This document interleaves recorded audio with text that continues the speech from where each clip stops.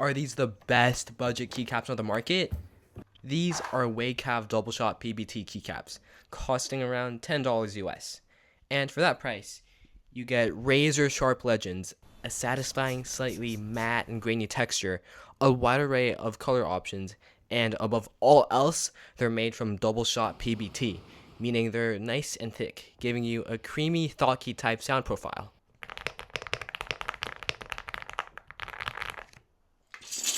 Compare that with these shitty $5 shine through keycaps.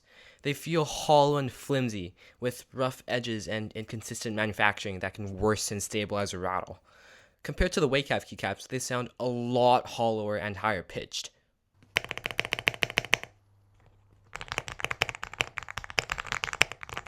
So yeah, this $10 keycap set is seriously hard to beat. And if you want to know how I built this keyboard, check out the video linked below.